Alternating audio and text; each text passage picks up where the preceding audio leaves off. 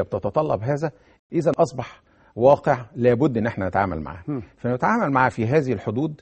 طبعا التعويض اللي سيتم من خلال استخدام القنوات التعليمية واستخدام الإنترنت مفيش شك إن هيكون جزء مكمل.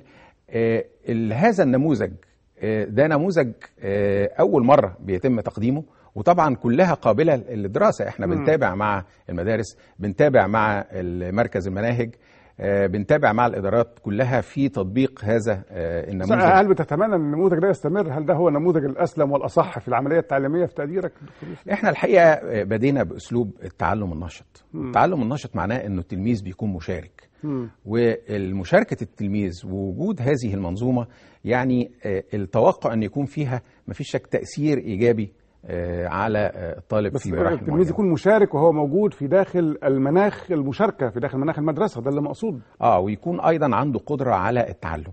التعليم نفسه ده أيضا أحد القدرات اللي احنا بننميها على أولادنا، مش مجرد أن هو يكون موجود ويتم الإلقاء وفكرة أن هو يعني بالظبط يذاكر اللي موجود في الكتاب ويطرحه في الامتحانات. إنه لابد من القدرات على التعلم، دي أحد القدرات المهمة لابد أن الطالب أن هو يستمر. مسألة التقويم الشامل أنتم وضعتم فيها مسألة الأنشطة والرسوم الرئيسية التي سوف تحصلونها من أولياء الأمور في أثناء الدخول، وأن الرسوم تسمى رسوم أنشطة.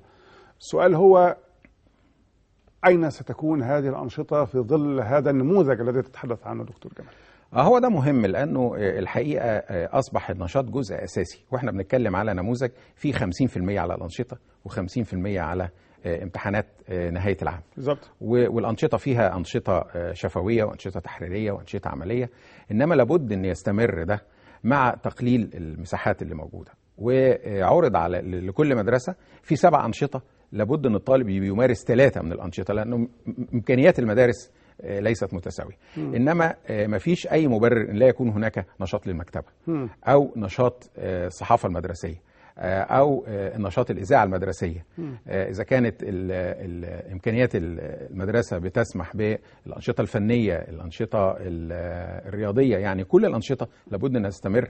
المساحة هتكون أقل في بعض المدارس اللي احنا بنضطر فيها للفترتين أو للعمل يوم ويوم، ولكن لابد انه يكون بالتوازي. يعني مساحه التقليل لا تكون على حساب النشاط، انه اذا كان تقليل مساحه النشاط يكون ايضا تقليل مساحه المواد العاديه، وده هيوضع في الاعتبار في اثناء التقويم بالنسبه للطالب. بالتاكيد.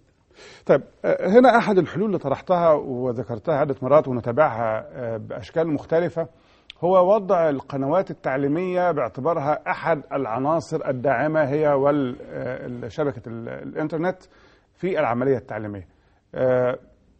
إلى أين وصلتم في هذه المسألة؟ إيه هي رؤيتكم؟ لأي مدى بتعتقدوا أنها ممكن تكون عنصر مهم ومؤثر في دعم العملية التعليمية؟ هو الحقيقة ده أيضا يعني كان في جهد كبير جدا بذل من خلال أولا المسؤولين عن القنوات التعليمية مع قطاع التعليم العام، وفي ضوء البرامج المتاحة اللي موجودة والبرامج اللي ممكن انها تنتج بشكل جيد في المراحل التعليمية المختلفة. وضع تصور، هذا التصور ان شاء الله هيتم مناقشته غدا مع معالي وزير الإعلام، بحيث ان احنا نستخدم كل قناة من 8 الصبح حتى 12 بالليل. بيكون في فترة صباحية، وتعاد كل المواد اللي بتقدم في الفترة الصباحية في الفترة المسائية، ثم بعد ذلك في الفترة المتأخرة بيكون في ملخص كامل مع وجود معلم، بحيث انه ممكن يكون فيه نوع من التفاعل، وده يتم جميع في كل ايام الاسبوع.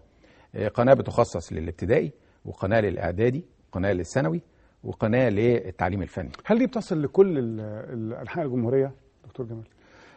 هي المفروض تصل لكل أنحاء الجمهورية، ولكن بتكون على القنوات اللي هي النايل سات. مين بيختار اللي بيقدم هل بيتم اختبار للمدرسين المؤهلين لتقديم هذه المسألة؟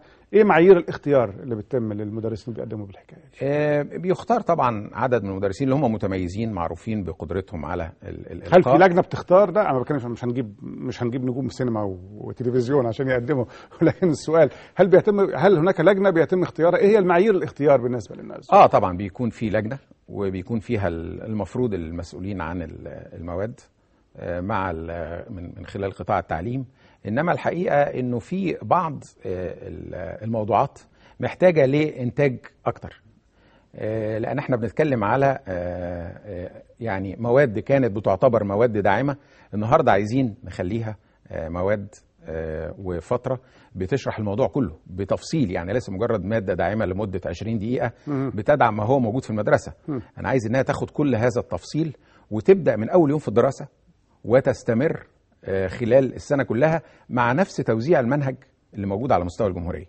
فده طبعا ده هيتطلب انتاج اضافي في عدد من المراحل، بالذات المرحله الاعداديه والثانويه. يعني عندنا بعض المواد اللي انتجت في المرحله الابتدائيه موجوده بشكل جيد الحقيقه وممكن بدأها على طول. المواد الاخرى هنبدا فورا في بس الجزء الخاص. يعني انتوا هتغيروا من مفهوم ما كان يقدم كنتوا بتعتبرونه ماده داعمه وليست ماده اساسيه، الان سوف يتم التعامل معها باعتبارها هي الاسلوب الرئيسي للتعليم.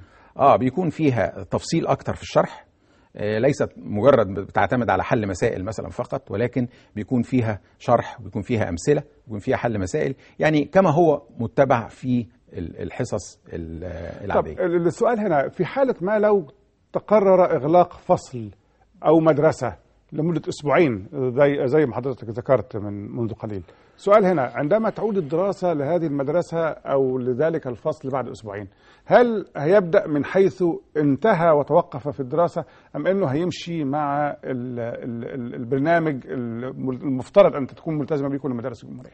هنا الحقيقه ده دور مهم جدا بيظهر للقنوات التعليميه، لانه التوجيه اللي بيتم للطالب في هذه الحاله انه سيتم اغلاق الفصل نعم او المدرسه، ولكن وجوده لابد من متابعه البرنامج اللي بيقدم خلال الاسبوعين دول من احدى القنوات التعليميه او من خلال الانترنت. يعني هنا هيكون القناه التعليميه في هذه المرحله بديل كامل للمدرسه في حاله التوقف او للفصل في حاله التوقف. بالظبط، لفتره كامل.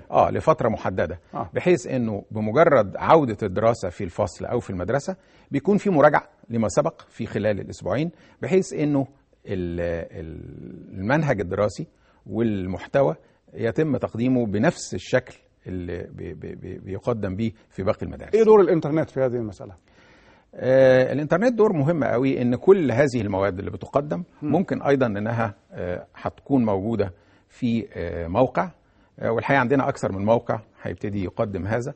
طبعا الطالب اللي عنده امكانيه وجود كمبيوتر وخط على الانترنت بيستطيع استدعاء هذه الماده التعليميه، هنا بقى مش مرتبط بوقت معين، في الوقت المتاح له، ويستطيع ايضا يعني تكرار هذا الموضوع على الحاسب الخاص به. طبعا في ميزه التفاعليه اكتر بين الطالب وبين الماده المقدمه، لكن هذه الخدمه مقدمه، والحقيقه في الامكانيات الخاصه بتقديمها يعني تم مراجعتها بشكل جيد.